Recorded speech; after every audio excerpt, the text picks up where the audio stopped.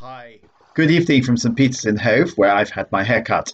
First day out of lockdown for barbers. I was there first thing in the morning. But that's by the by. I'm here to talk about funerals. And I think it's day 6 of our funeral talking. We're talking yesterday about proper care of the body and how the undertakers will undertake this for you. That's what the undertakers do. They undertake things. The undertakers make disbursements on your behalf. Sometimes people come to me and say, "Oh, how much does it cost to have a funeral?" I say, the undertakers pay for everything and then they send you a bill. They make disbursements on your behalf. That's what it's called. A lot of people don't seem to realise that. So you don't have to negotiate the price of everything. You leave that to the undertakers. Obviously, a funeral costs something. Obviously, the undertakers are charging you quite often a basic charge which covers their overheads, their premises, the men they employ, their cars, the maintenance of the cars, and so on. And there's specific charges to do with burial. There's specific charges to do with cremation. Now, for example, getting buried is generally thought to be more expensive than getting cremated. This is not always the case. Because in certain places, if you live in the borough, the municipal cemetery will bury you for a fairly reasonable fee. If you don't live in the borough, they won't. It'll be more expensive. Some crematoria are quite expensive. It all depends on where your nearest crematorium is. And also you've got to think about the convenience and so on. But what really strikes me now is this. When we talk about proper care of the body, we don't want to leave anything out, but at the same time, we don't want to go overboard. I think it's important that, how can I put this? Funerals should be modest. There is something in the Bible about funerals, you'll be glad to know, the book of Tobit, which is essentially a fairy tale, and it's worth reading. It's a wonderful book, it's a beautiful book, it's also about marriage, but one of its sub-themes is the importance of giving people a proper funeral. And Tobit's parents die, and he gives them both a proper funerals. It says he gave them a magnificent funeral. So what does this mean? Tobias, it's the son, is called Tobias, and Tobit is his father. He gives him a magnificent funeral. The mother also dies, she gets a magnificent funeral. So the idea of doing the funeral properly is one of the messages the book of Tobit is sending out to you. But do you need a magnificent funeral? No, you don't. You really don't.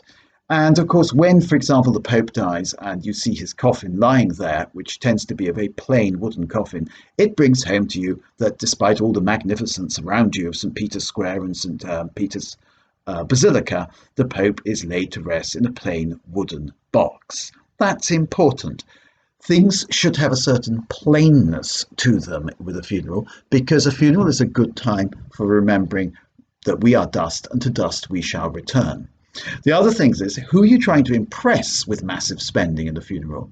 So, for example, if you remember, there are certain groups of people who spend a great deal on funerals because they want to impress. So you remember the wonderful scene from the film The Godfather, when that endless line of limousines draws up to lay Don Corleone to rest, and all the doors open perfectly in synchronized fashion, and all the chauffeurs stand by.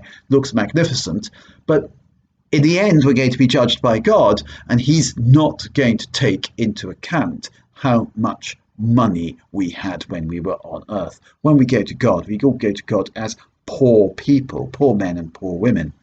So it's a good idea that the funeral should be plain, simple, and sober, in keeping with the spirit of the Roman liturgy, which is meant to have a noble simplicity to it.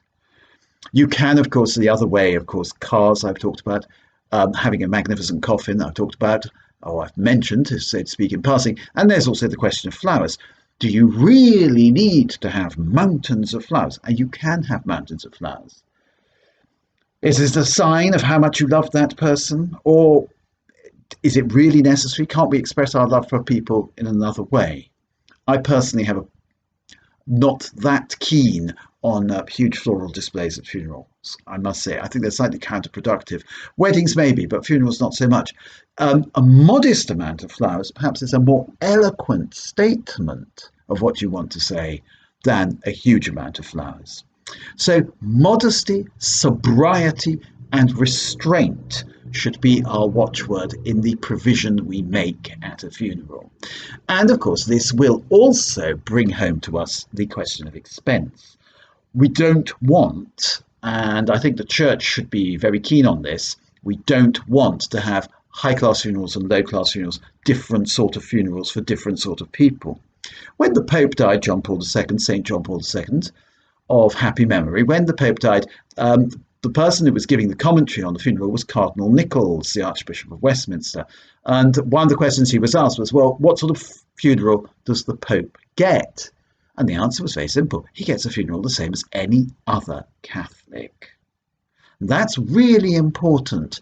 A bit like school uniform. I was always told when I was a little boy, oh, you have school uniform so that, which we all hated, you have school uniform because it means that the rich and the poor children cannot be differentiated. So you don't get people in expensive clothes and people in cheap clothes. Everybody looks the same. Similarly with funerals, every funeral has the same structure because we're all equal in the sight of God. So I don't think there should be any display of inordinate wealth at funerals. Obviously, it's different with somebody like Prince Philip, who was a public figure, and of course, who will have a glorious military procession and so on. And of course, we do like to look at these public displays by the army and things like that. I mean, they're one of the things that Britain is famous for. But for most of us, our funeral should be simple, straightforward, restrained, and sober. Okay, and in that way, incidentally, not expensive, we hope. Though expense is inevitable, but not too much expense. All the very best. See you tomorrow evening. Bye.